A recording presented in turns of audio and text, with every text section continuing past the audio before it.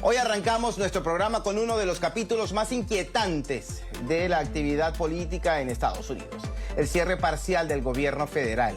Desde las 001 horas del 1 de octubre, el país vive una parálisis institucional que impacta a millones y reaviva debates sobre el poder, obligaciones y el futuro de este gran país. La raíz del conflicto está en la incapacidad del Congreso de los Estados Unidos para aprobar un presupuesto o una resolución temporal que financie las operaciones federales para el nuevo año fiscal.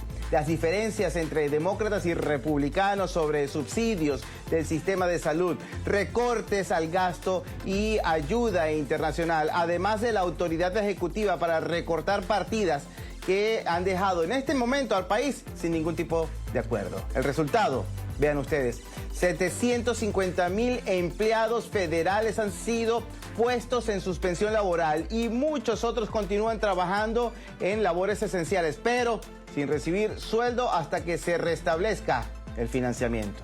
Algunos servicios públicos, agencias de salud, programas de investigación o monitoreo climático y labores administrativas han sido totalmente suspendidos o severamente reducidos. El cierre comienza a dejar una huella en la economía, puesto que a través de un memorando del Ejecutivo se proyecta que las pérdidas son de hasta 15,000 millones de dólares en el Producto Interno Bruto por semana si la paralización persiste. Para abordar este tema en mayor profundidad presentamos a nuestro primer invitado en el día de hoy, Manuel Aguilera.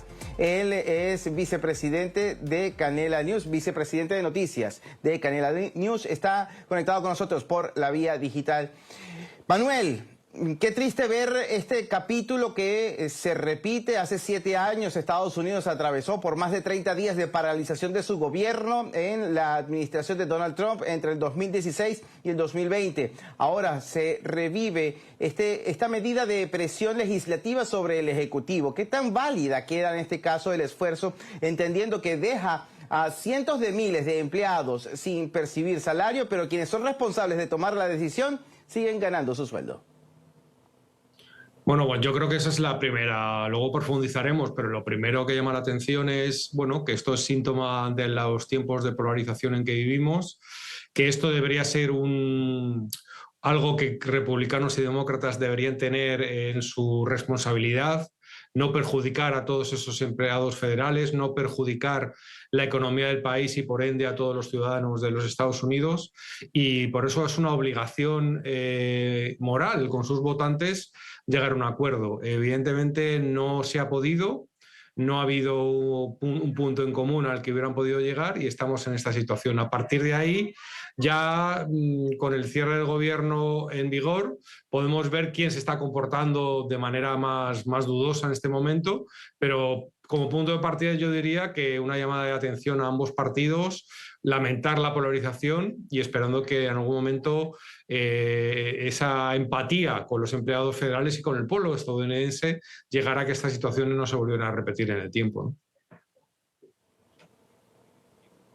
Manuel, entre algunas de las lecturas que se publican a través de la media estadounidense, le atribuyen al Partido Republicano sacarle provecho de manera positiva desde el punto de vista política a esta crisis que atraviesa de presupuesto el gobierno de Estados Unidos. ¿Qué tan válida es esto, en todo caso, tomando en cuenta que hay una campaña ya política no oficial, pero que con miras a las elecciones de medio mandato para el próximo año, esto puede pasar factura, sin duda, de resultar antipopular? Bueno, yo creo que lo decía antes, la primera parte es el análisis que hacía, ¿no? Crítica a los dos partidos. Una vez que ya está cerrado el gobierno, se ven algunos detalles, como que claramente el gobierno actual, la administración actual que gobierna ejecutivamente los Estados Unidos, que es el Partido Republicano con Donald Trump a la cabeza, está utilizando esto para despedir empleados públicos, para demonizar al Partido Demócrata, para demonizar agencias gubernamentales a las que Trump ha llamado en un post de Truth Social, ha llamado agencias gubernamentales demócratas. No sé lo que es eso. No, sería muy preocupante que existiera eso, a una agencia gubernamental demócrata como una agencia gubernamental republicana.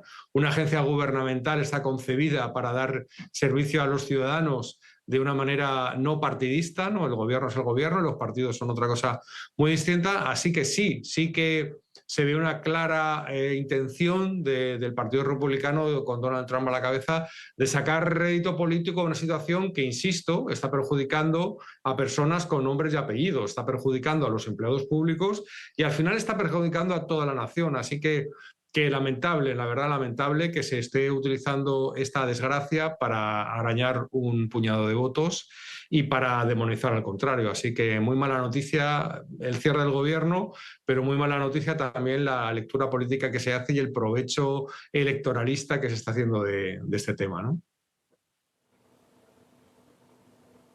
Manuel, hay de hecho recientes declaraciones desde la Casa Blanca. Vamos a ver a continuación declaraciones de Karoline Leavitt, la secretaria de prensa de esta administración, en base a lo que es algo inminente y es el despido de miles de trabajadores del sector público. Vamos a ver a continuación. Lamentablemente, estamos en el segundo día de cierre gubernamental.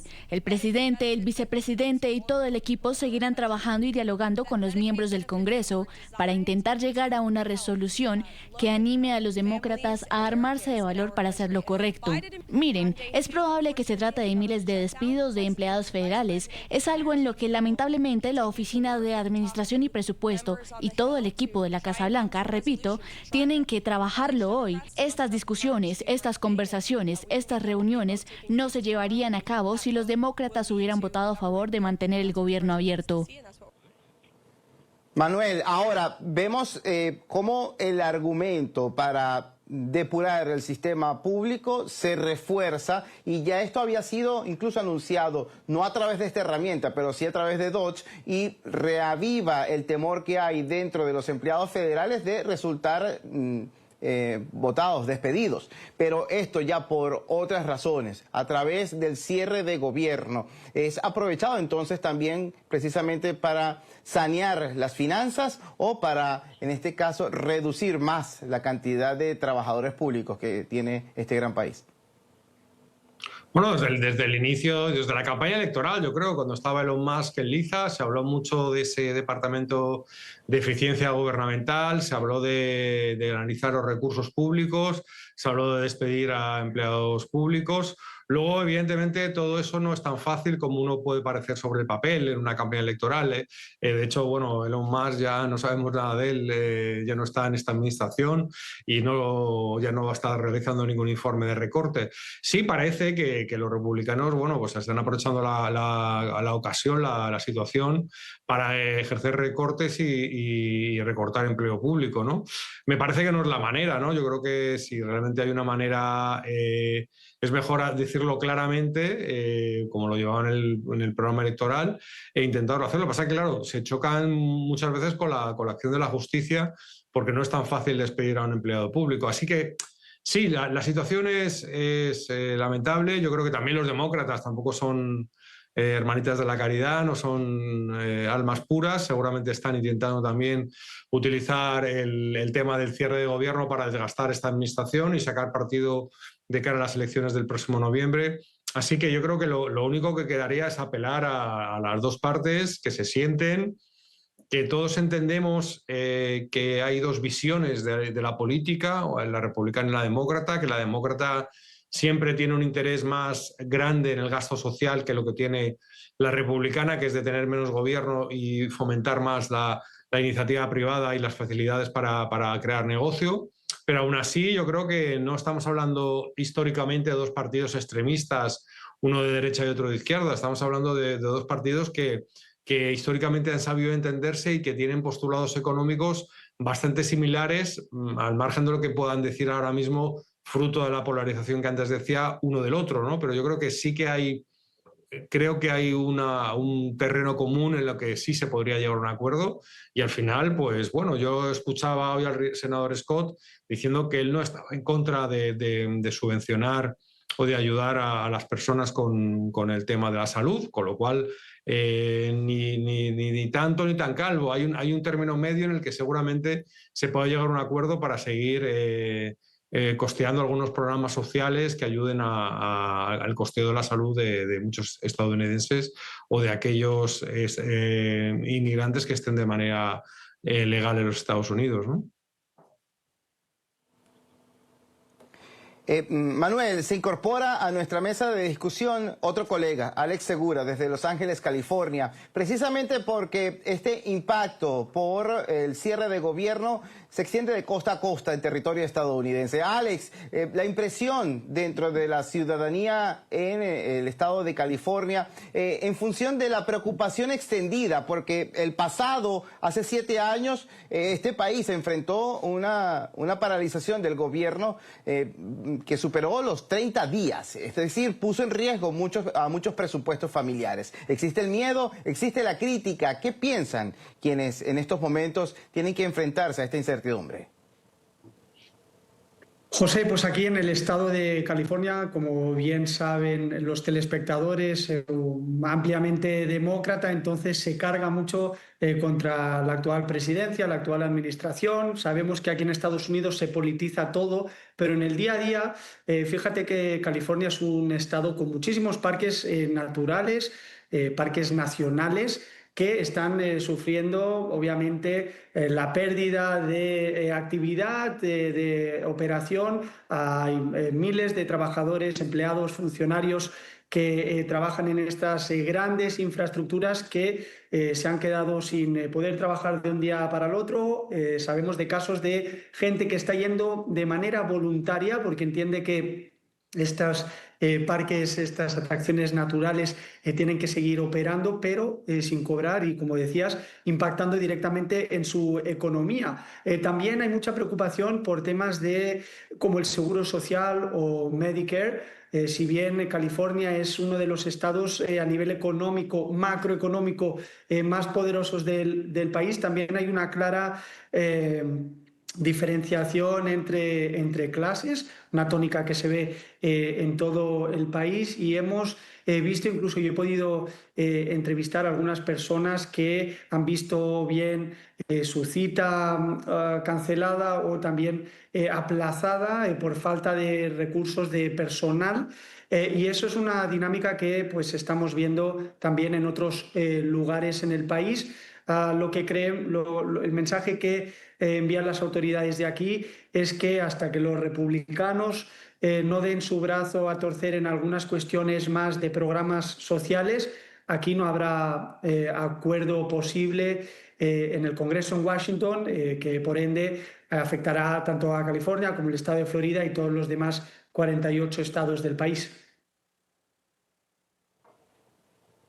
Ahora, ante la reciente agenda del presidente Trump en la Casa Blanca, sobre todo con lo ocurrido la pasada semana, con esta propuesta de un acuerdo de paz en Medio Oriente, que se le ha impuesto incluso a Israel bajo la aceptación del gobierno de Israel, este conflicto opaca cualquier avance que haya tenido en materia de popularidad del presidente Donald Trump. Ahora, ¿a qué se enfrenta precisamente en este caso en lo que pueden ser los pocos avances en materia de política exterior, que es hacia donde pareciera estarse orientado de manera principal Donald Trump, y dejando a un lado la situación doméstica, salvo la migración, que siempre ha sido una piedra en el zapato para la Casa Blanca en esta administración, dejándole quizás otras diligencias al vicepresidente J.D. Vance? Manuel, ¿qué tanto va a generar esta nube de perturbación sobre algunos logros recientes de parte de esta administración? Bueno, yo creo que jugártelo todo, si estamos en el casino, nos lo jugamos todo a la política internacional, sobre todo cuando estamos hablando de estos interlocutores. O sea, primero se la jugó con el tema Rusia-Ucrania, con aquella reunión con Putin en Alaska, que la vendieron como algo que iba a tener unos resultados inmediatos, y realmente estamos tiempo después viendo que no sirvió para nada y que Putin no se ha movido ni un centímetro. O sea que, claro, jugarte la política exterior con Putin y ahora con un plan que ha sido aceptado y aplaudido en todo el mundo, que ha sido aceptado por Israel, aceptado por la Unión Europea, aceptado por todo el mundo, menos por Hamás. O sea, llevamos 3 días esperando que Hamás respire. Hamás no ha dicho nada y nos tememos que Hamás no va a decir un sí rotundo. Está claro, porque Hamás no es un Estado, no es un gobierno, es un grupo terrorista en el que en este acuerdo de paz se le deja evidentemente fuera de juego, como no puede ser de otra manera, en el que no se le da ningún papel en el futuro del posible Estado palestino, que Netanyahu, nada más aterrizar en Israel, dijo que el Estado palestino no lo vería a corto plazo y que sería como premiar a los terroristas del 7 de octubre, que por otro lado, bajo mi punto de vista, tiene razón. Entonces, lo que digo, o sea, si realmente Donald Trump, para no meterse en el fango de la política interna, ha jugado a la baza de la política internacional, creo que es muy arriesgado y que depende de Putin y de Hamás. O sea, a mí no me gustaría estar en su situación porque ni Putin ni Hamás le van a hacer nada que favorezca a Donald Trump así directamente. Así que creo que se le puede volver en contra y que en unos días seguramente veremos una respuesta de Hamás que no va a ser la que espera Donald Trump y su administración, ¿no? Alex, ahora, en función de la aceptación por parte de electores del Partido Republicano ante la agenda que ha alcanzado con ciertos aciertos el presidente Donald Trump en materia de política exterior en estados como en el que te encuentras, como California, sabemos cuál es la matriz de opinión, sabemos cuáles son los resultados electorales, pero acá en Florida pareciera lo contrario. No obstante, hay preocupación en el que tiene que enfrentarse a un mercado donde tiene que comprar productos y resulta que no ha visto una mejoría en la economía, tal como lo ha prometido Donald Trump desde el comienzo de su campaña, y hemos visto que más bien no ha tenido avance al respecto. ¿La economía será también un elemento preponderante dentro de la opinión pública para estas elecciones de medio mandato? Sí, sí, sin duda, ¿no? La economía siempre es uno de los factores que acaba decantando la balanza. De hecho, por eso Donald Trump en su candidatura hizo un gran llamado a que su elección significaría esa recuperación milagrosa, a pesar de que los números bajo la administración de Biden también habían mejorado. Ojo, veníamos de una pandemia, por eso también la tendencia era hacia el alza. A nivel macro, a veces es difícil y dependiendo de qué datos utilices puedes sacar una lectura u otra, ¿no? Por ejemplo, Trump habla mucho de los récords, récords bursátiles, ¿no? O récords de determinadas acciones como Nvidia, igual digamos, él intenta sacar rédito político de, por ejemplo, la actividad privada de una empresa como Nvidia, ¿no? Que digamos, algunas de las políticas que ha hecho son contrarias porque es una empresa que utiliza mucha materia prima de China, ¿no? Pero dependiendo de qué spin en inglés le das a los números, puedes verlos de una manera u otra. Se ha visto, por ejemplo, que en cuestiones de desempleo Trump no estaba de acuerdo con las cifras oficiales y que ha terminado decidiendo que los responsables o la directora de ese órgano tuviera que ser rescindida. En fin, entiendo que a nivel de la sociedad aquí en California también hay mucha frustración con Gavin Newsom, que es el gobernador demócrata, porque hay ciertos sectores de la población que achacan a la bajada de ritmo de crecimiento económico del Estado a las políticas, digamos, más sociales que ha intentado llevar a cabo Gavin Newsom.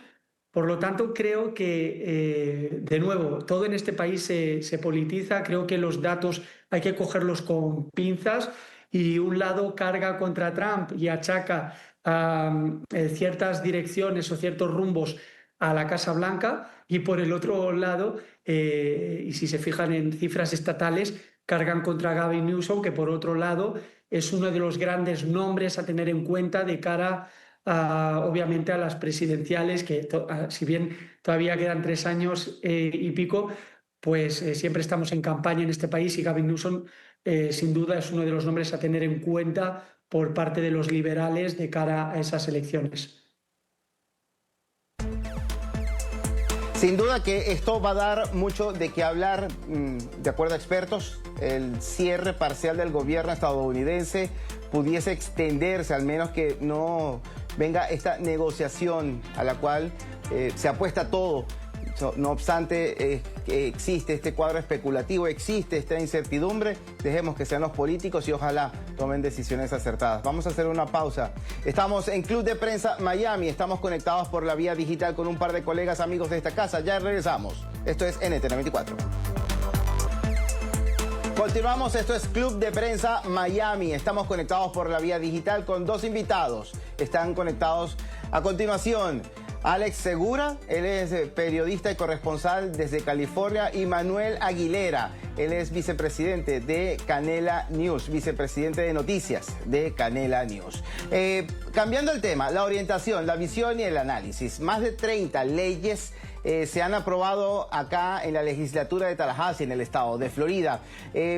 Genera bastante inquietud, sobre todo la carga punitiva en las que muchas de ellas involucran actuaciones policiales. Fíjense, la HB 103 endurece sanciones para quienes huyen de la policía y revisa requisitos de identificación de vehículos oficiales. Está la HB 150, que es la ley de Trooper, y tipifica como delito grave de tercer grado la crueldad animal durante desastres naturales. Y está otra ley entre las tantas, la SB 168, es la ley Tristan Murphy, reforma el trato a las personas con enfermedades mentales en el sistema de justicia penal, ampliando programas de salud mental y tribunales en su tratamiento. En función de esto, Manuel, la política de legislación que existe en Tallahassee, la hemos visto que está conducida y concentrada por parte del Partido Republicano, que lo domina desde hace bastante tiempo. Esta orientación de las leyes, esta severidad sobre todo, porque en el pasado veíamos que la parte migratoria era muy dura, ahora en función de la actuación policial. Bueno, yo creo que es una manera de ser coherente con lo prometido en campaña, tanto por el gobernador como los congresistas que están en Tallahassee. El Partido Republicano vende esa dureza, esa fuerza policial en frente a la acusación hacia los demócratas de que quieren desactivar a la policía. Yo sinceramente creo que no corresponde al reclamo social endurecer tanto las penas o la persecución a los delincuentes o a determinado tipo de delitos, ¿no? Tampoco siento que este sea un estado especialmente sensible a la inseguridad como para estar tan exagerado en la implementación de medidas que persigan el delito, ¿no? Yo creo que van buscando un poco al votante más conservador, quizás del norte de la Florida, más de origen americano, que le gustan esta serie de medidas, pero, insisto, creo que no corresponden a la realidad social del Estado y que realmente en muchos casos son innecesarias y que, bueno, que al final pueden tener condenas y penas exageradas para personas que hayan cometido delitos no extremadamente graves, ¿no?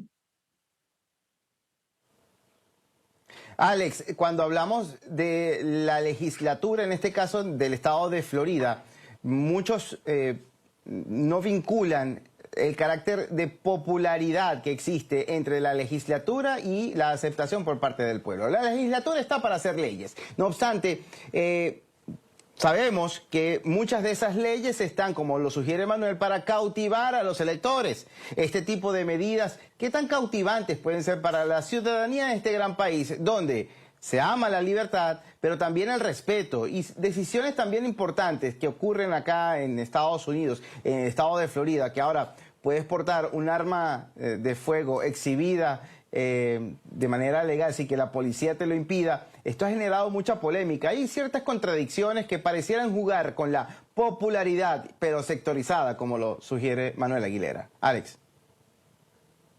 Sí, coincido con Manuel, volviendo a las medidas punitivas que tienden a ser las que más polarización proceden en la sociedad, ¿no? Provocan en la sociedad. Y es que aunque estas medidas sí refuerzan esa narrativa de mano dura, que tanto el gobernador como en la legislatura se ha ido alimentando, no solo en los últimos meses, sino en los últimos años, y que se ha vuelto al final una marca política de Florida, también reavivan un debate de fondo, y es que hasta qué punto es efectivo responder al delito únicamente con condenas más largas, sanciones más duras. Al final, los defensores de este enfoque más punitivo, como comentaba también Manuel, tal vez más localizados en el norte de la Florida, sostienen o defienden que mayores castigos disuaden tanto la reincidencia como la propia ocurrencia y mandan un mensaje de tolerancia cero.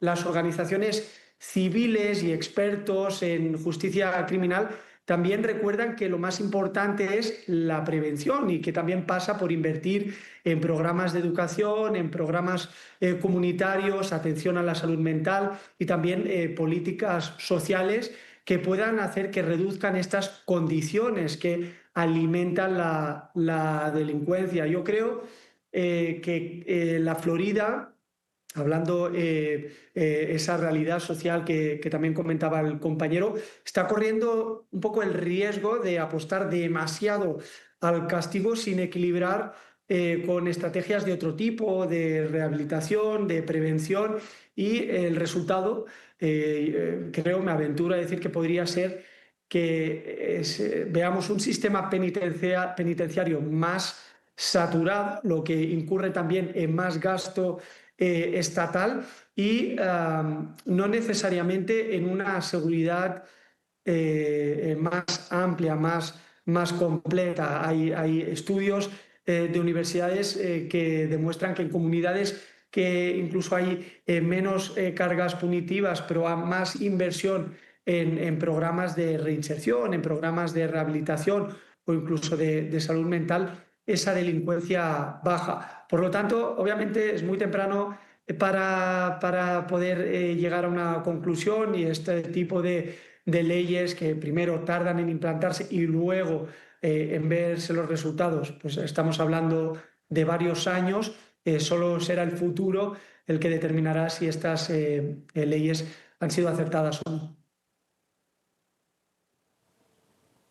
Sí, veremos cuál va a ser el desprendimiento y el funcionamiento con resultados comprobables de la aplicación de estas leyes. Imagínense que hay aumento de sanciones contra quienes se hacen pasar por agentes del orden o manipulan las matrículas. Se eleva también las penas para reincidentes en homicidios vehiculares y casos de conducción bajo efectos del alcohol. Establece nuevas sanciones por negarse a las pruebas de aliento o de orina al momento de sospecha por conducción bajo la influencia del alcohol. Es una condición que tendremos que esperar para conocer los resultados como lo sugieres, Alex. Muchísimas gracias a ambos. Ambos estaban conectados con nosotros por la vía digital. Estábamos conectados con Manuel Aguilera, vicepresidente de Canela News, vicepresidente de noticias de Canela News, y también estaba Alex Segura, corresponsal desde California. A ambos, muchísimas gracias.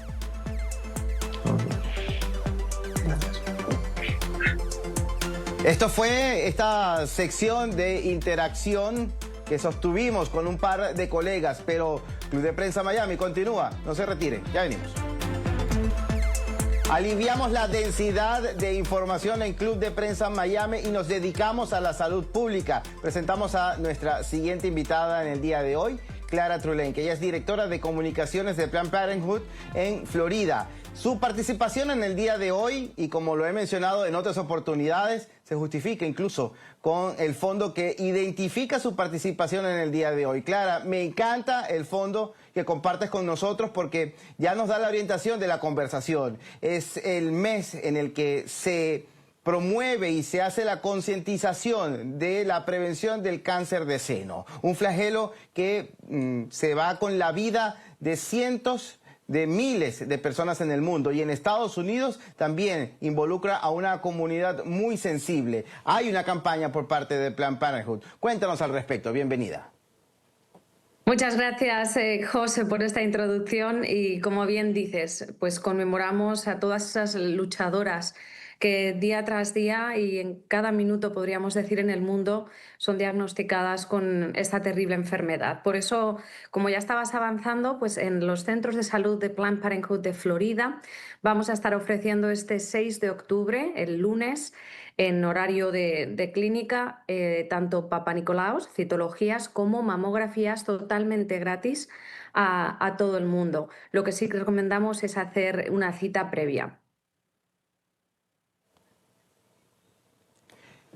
Clara, esta terrible enfermedad involucra la preocupación de cualquier persona. No distingue sexo, porque hay que mencionarlo. Para muchos es una sorpresa, pero el cáncer de mama puede afectar incluso a caballeros.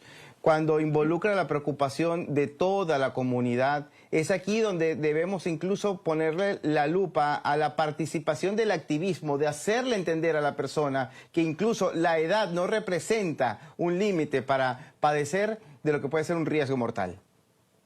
Totalmente. De hecho, acabas de hablar de esa representación de este tipo de cáncer en la sociedad, y te diré que según breastcancer.org, el cáncer de seno representa concretamente el 32% de todos los diagnósticos de cáncer en mujeres cada año. Estas cifras empeoran en comunidades minoritarias como son la hispana, la latina y la negra. Te cuento que en 2024 ya tenemos las cifras del año pasado y los nuevos casos de cáncer de seno ascendieron a más de 310.000 entre mujeres hispanas en Estados Unidos. Y en el mismo año se estima alrededor de 3.700 muertes por este tipo de cáncer, tan solo en mujeres hispanas y latinas.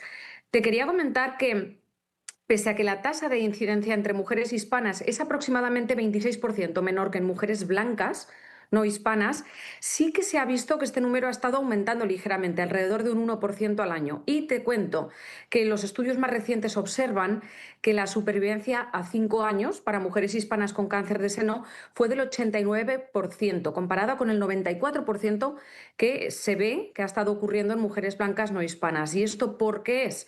Por los retos que enfrenta nuestra comunidad hispana en muchas ocasiones.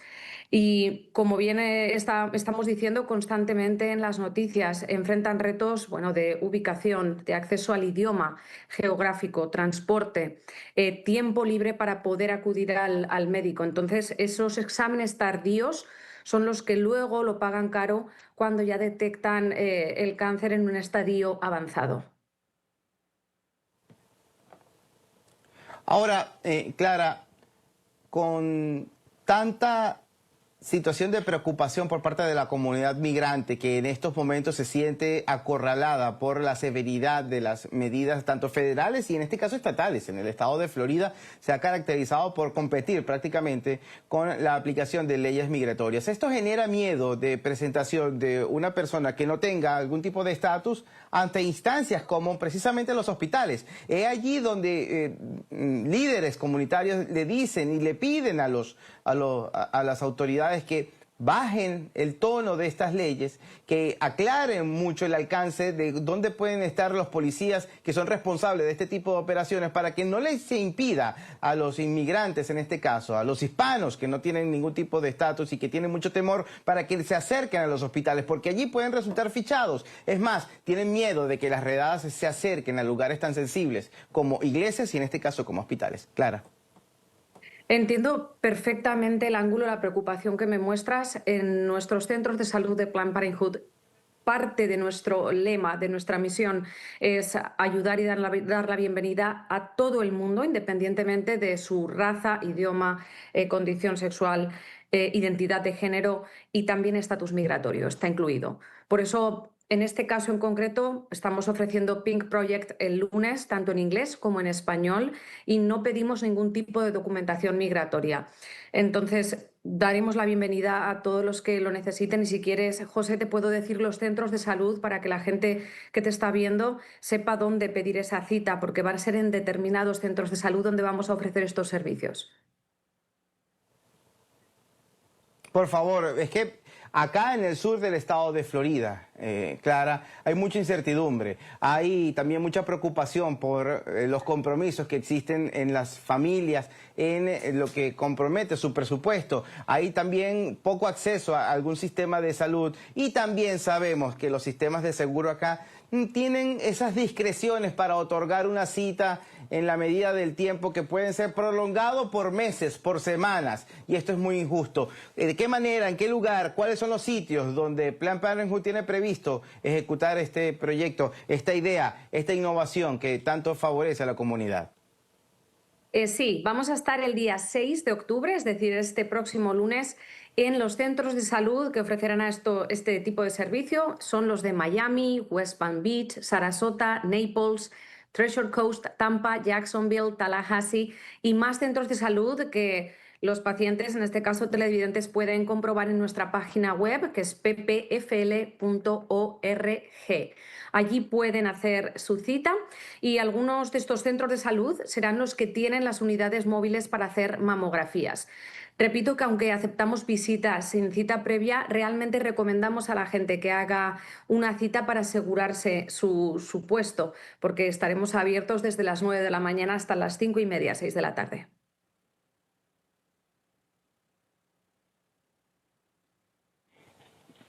Clara, cuéntame algo, por favor. Veo que es muy necesaria la atención primaria, pero también el conocer dentro de la intimidad las mujeres para comprobar la duda, palpar esas protuberancias, palpar esas irregularidades, es algo que debe empezar por casa. Esto no lo hemos abordado en el día de hoy porque vamos quizás a otra parte del diagnóstico, a esta parte con la utilización de médicos. No obstante, para prevenir el cáncer de mama es muy necesario también el conocimiento propio de cada uno de sus cuerpos. Totalmente de acuerdo. De hecho, hay muchas organizaciones, así como la Organización Americana del Cáncer, que sigue recomendándolo, también City of Hope, insisten en que conocer pues, cómo lucen y cómo se sienten normalmente los senos es clave para identificar cambios y acudir al médico de inmediato. Y los autoexámenes, que son tan importantes en cuanto notamos algún tipo de bolita en nuestras axilas, es una señal de alarma. Puede que no sea nada, puede que sea un simple quiste benigno, pero podría ser que no y que fuera algo más serio. Ahí es cuando tenemos que ir a buscar ayuda y no retrasarlo, porque como te he comentado, el problema en la detección no es la detección temprana, el problema es la detección tardía. Cuando ya el cáncer ha avanzado en estadios más importantes, un 4, un 5, ahí ya es cuando vamos a ver más problemas. Por eso que repito y siempre intento dar visibilidad a esto diciendo que la detección temprana, sin ninguna duda, salva vidas. Clara, muchísimas gracias por esta oportuna participación. Gracias a la organización por esta importante campaña Pink Project 2025. Vamos a estar muy atentos al despliegue de todos estos voluntarios para asistir a quienes decidan conocer un poco más sobre cómo prevenir esta grave enfermedad. Muchísimas gracias. Gracias a ti, José. Hasta la próxima. Era Clara Turlenque, ella es directora de comunicaciones de Planned Parenthood en Florida. Esto es el Club de Prensa Miami. Regresamos en tan solo instantes. Gracias a todos por conectarse a la señal de NTN24. Gracias por estar en el día de hoy en Club de Prensa Miami. Soy José Pernalete y será hasta una próxima oportunidad.